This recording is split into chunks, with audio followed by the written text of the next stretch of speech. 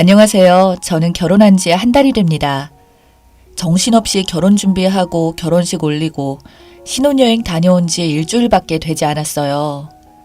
아직 신혼집 정리도 되지 않아서 아직은 신혼집이 어수선한데요. 저희 친정아버지는 지금 혼자 계세요. 친정엄마는 3년 전 폐암으로 갑작스레 돌아가셨거든요. 친정엄마가 돌아가신 그 이듬해에 친정아버지는 경찰 공무원으로 재직하시다가 퇴직하셨습니다. 저는 외동딸이어서 친정엄마 돌아가신 후 혼자 계시는 친정아버지 때문에 사실 결혼을 많이 망설였습니다. 친정엄마가 그리 빨리 돌아가시지 않았다면 친정아버지께서 퇴직 전에 제가 결혼식 올리기를 원하셔서 좀 더 일찍 결혼을 올렸을 거예요. 그런데 병치레 한 번 안 하시던 친정엄마가 어느 날 갑자기 기침을 하시고 이비인후과를 2달 이상 다녀도 낫지 않아서 이상하다 싶어서 저랑 대학병원에 가서 다시 진료를 받았더니 폐암 말기라고 하더군요. 청천벽력과 같았습니다. 전혀 예상치 못한 폐암 진단에 하늘이 무너질 것 같은 기분이 이런 거구나 싶었어요. 믿을 수 없어서 다른 병원에 가서 다시 정밀검사까지 했는데 역시나 같은 결과였고요. 친정엄마가 쉰 목소리를 하시게 되었는데 원래 목소리가 그러신가 별로 대수롭지 않게 생각했던 게 얼마나 후회스럽던지요. 당시 지금의 남편과 결혼 이야기가 오고 가고 있었어요. 상견례를 앞두고 있었는데 친정엄마는 결혼식을 서두르자고 하셨지만 제가 그럴 수 없다고 했어요. 하지만 친정엄마 고집대로 엄마는 아픈 몸으로 상견례에 나오셨죠.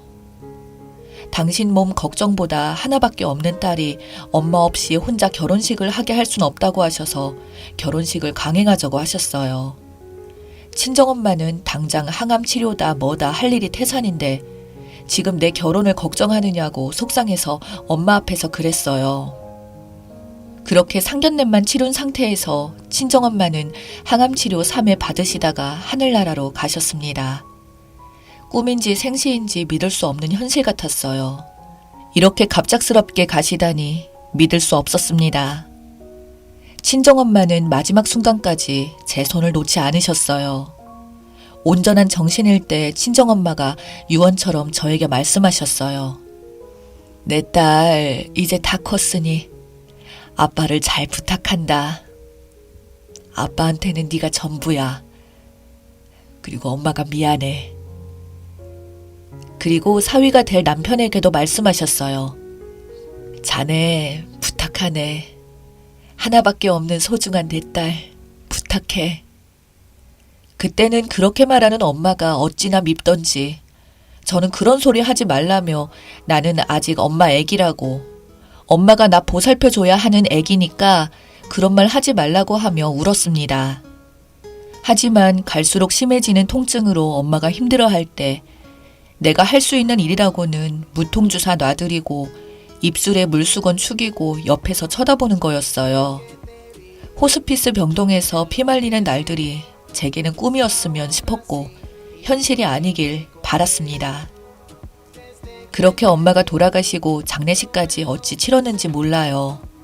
저는 어린애처럼 철없이 슬픔에 젖어 있었는데 친정아버지는 장례식 준비로 분주하셨고 엄마 떠나보낸 딸을 가여워하셨고 엄마 편하게 보내드리자고 하늘나라에서 고통 없이 사시길 바라자며 친정아버지는 저를 위로해 주셨어요. 친정엄마 장례식을 끝내고 집에 돌아오니 엄마 쓰시던 물건이며 주방의 그릇이며 안경을 보면서 얼마나 울었는지 모릅니다. 그날은 친정아버지도 멍하니 거실 소파에 앉아서 아무 말씀도 하지 않으시더라고요. 지금의 남편이 계속 친정아버지 옆에서 장례식 절차를 친구들 불러서 도와줬어요. 그 때문에 친정아버지는 지금도 남편을 아들처럼 대하십니다. 친정엄마 보내고 집에 온 그날 나는 울다가 잠이 들었다가 새벽에 깼어요. 거실에 나오니 친정아버지가 우시는 소리가 들렸습니다. 한 번도 내 앞에서 울지 않던 분이 그렇게 서럽게 우시더라고요. 내가 슬퍼할까봐 내색도 못하고 슬픔도 참고 계시다가 우시는 걸 보니 억장이 무너지더군요. 그동안 내 앞에서 강한 척만 하셨구나. 하고 생각했어요. 엄마가 아빠 잘 부탁한다고 하셨는데 이제 아빠한테는 저밖에 없다는 것을 깨달았습니다. 이제 불쌍한 우리 아빠는 내가 엄마 대신해서 잘 챙길 테니 하늘나라에 있는 우리 엄마 걱정하지 말라고 했습니다. 친정아버지가 방에서 우시는 걸 보고 난 후에 친정아버지가 왜 그렇게 불쌍해 보이는지 가슴이 아팠습니다. 힘이 하나도 없어 보이고 더 늙어 보이고 더 초라하게 보이고 흰머리도 왜 그렇게 많아 보이는지 어깨는 왜 그렇게 작아 보이는지 저는 이제 철부지 아기가 아니니 더 이상 엄마 잃은 슬픔에만 빠지면 안 되겠다 싶어서 친정 아버지 앞에서 되도록이면 슬퍼하거나 우울해하지 않으려고 노력했고 남아 계시는 친정 아버지를 위해서 잘해드려야겠다고 굳게 다짐했어요. 이런 힘든 일을 겪고 나니 제가 점점 더 성숙해진 것 같았죠. 퇴근 후 지금의 남편과 마트에서 장을 봐서 아빠 저녁 식사 차리고 친정아버지 빨리 오시라고 전화드리면 얼마나 좋아하시던지 우리 딸 최고라며 빨리 간다고 즐겁게 전화 받으시는 아빠가 한 걸음에 달려와서 세상에 우리 딸내미가 이렇게 아빠를 위해서 저녁 밥상을 다 차리고 다 컸다고 얼마나 좋아하시던지요. 지금의 남편, 그때는 남자친구였던 남편과 함께 밥 먹고 치우면서 쉴 새 없이 친정아버지랑 이런저런 얘기를 나누니 친정아버지는 참 좋다고 하셨어요. 딸 키웠더니 아빠 밥상도 차려주고 남자친구도 데리고 오고 아빠랑도 놀아준다고 하면서 좋아하셨어요.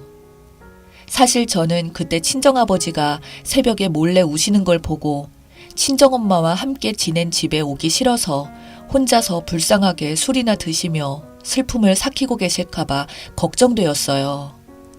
그래서 결혼식도 계속 미뤘었고요. 설상가상 친정아버지가 퇴직하셔서 혼자 사실 거 생각하니 제 결혼이 내키진 않았어요. 퇴직하신 후 제가 회사에 출근하면 집에 혼자 계시는 게 많이 신경 쓰였습니다. 살아생전 친정엄마에게 하던 것처럼 회사에서 틈만 나면 전화해서 어디에 계시는지 아빠 외롭지 않게 해드리려고 자주 전화를 했었어요. 다행히 친정아버지가 요새 푹 빠져 있는 게 있어요. 미스트롯에 푹 빠져 있습니다. 저와 남편만 보시면 송가인 송가인 하시면서 노래 들어보라고 하고 들려주시고 노래가 어쩌면 이렇게 심금을 울리냐며 트로트가 이렇게 좋은 줄 몰랐다면서 저만 보면 맨날 송가인 이야기만 하세요. 송가인 팬카페에 가입도 하셨다고 하십니다. 친정아버지가 카페에 가입하시고 처음 댓글 달았다고 보여주시며 대부분의 시간을 송가인 콘서트 노래 들으면서 시간을 보내세요. 저도 친정아버지 덕분에 송가인 팬이 되었고요. 남편이 친정아버지가 송가인 광팬이셔서 콘서트 표를 사드려야겠다고 하더군요. 저도 친정아버지가 저리 좋아하시니 송가인 콘서트 표 사드려야겠다고 마음먹고 있었어요. 알다시피 송가인 콘서트 티켓이 자식이 부모님들에게 드리는 핫한 효도 상품이죠. 티켓 예매하기가 쉽지 않아서 작정하고 몇 번 시도했다가 번번이 놓쳤습니다. 그러한 사정을 남편도 알고 있었고요. 그런데 어제 시부모님께 전화가 왔어요. 송가인 콘서트 보내줘서 고맙다고 하십니다. 남편이 제가 시부모님께 드리려고 어렵게 예매했다고 한 모양이에요. 남편이 시부모님께 이쁨 받는 며느리 하라고 양쪽 부모님께 드리려고 예매했을 거라 생각했습니다. 그래서 친정아버지한테 전화로 물어봤어요. 김서방이 혹시 친정아버지한테 뭐 드리지 않았느냐고 하니 그런 적 없으시다네요. 그래서 남편에게 전화로 물어봤어요. 아직 친정아버지 못 만나서 못 드린 건 줄 알고 저도 드디어 송가인 콘서트에 보내드리게 되었구나 하고 내심 반가운 마음이었습니다. 그런데 남편에게 물으니 콘서트 티켓 2장만 예매했다네요. 친정아버지까지 생각 못했답니다. 참 어이가 없었어요. 친정아버지가 얼마나 송가인을 좋아하는 줄 알면서 자기 부모님 것만 챙긴 겁니다. 신혼여행을 다녀와서 제대로 된 선물을 못 해드린 게 마음에 걸려서 마침 부모님 세대가 송가인 콘서트에 가시는 걸 좋아할 것 같으니 자기 부모님 거 예매해서 며느리가 해드린 것처럼 생색을 냈답니다. 아주 잘한 일인 양 마냥 즐겁게 말하더군요. 이래서 남의 자식 필요 없나 보네요. 우리 친정아버지가 남편을 얼마나 아들로 여기시는데 자기 부모님 것만 예매했다니. 우리 친정아버지가 얼마나 송가인 광팬인 거 알면서도 남편은 자기 부모님만 챙긴 겁니다. 그래서 제가 그랬죠. 너 이제 결혼했으니 우리 아버지는 안 보인다 이거지?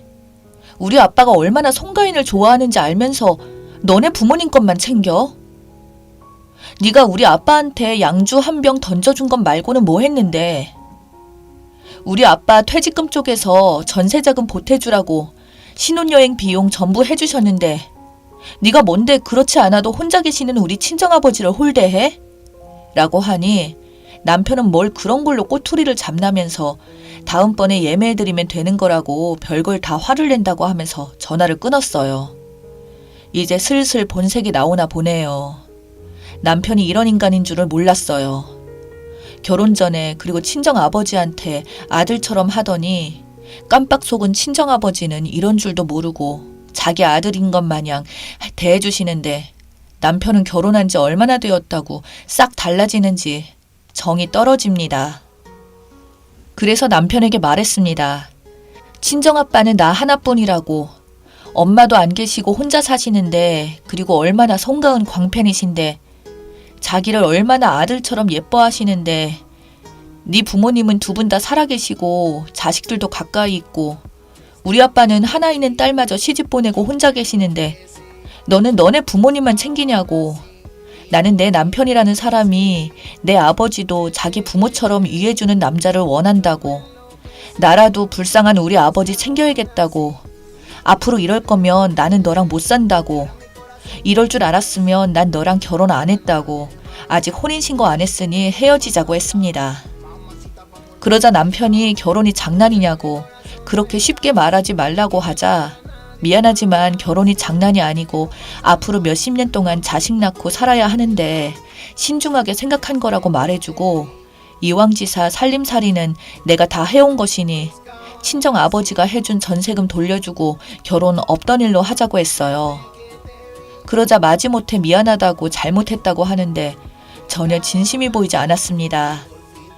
헤어지자고 하니까 마지못해 하는 말 같았거든요. 아무튼 저는 마음을 정했고요. 앞으로 어떻게 무리 없이 헤어질지 공유해봐야겠습니다. 여러분들의 댓글을 봤습니다. 결혼을 그렇게 쉽게 생각하냐고만 말씀해주시지 마시고 저를 진심으로 사랑하는 남자라면 저에게 소중한 것이 무엇인지 원하는 것이 무엇인지도 모르는 남자와 평생 트러블 만들면서 살고 싶지는 않습니다. 제 이야기 읽어주셔서 감사합니다.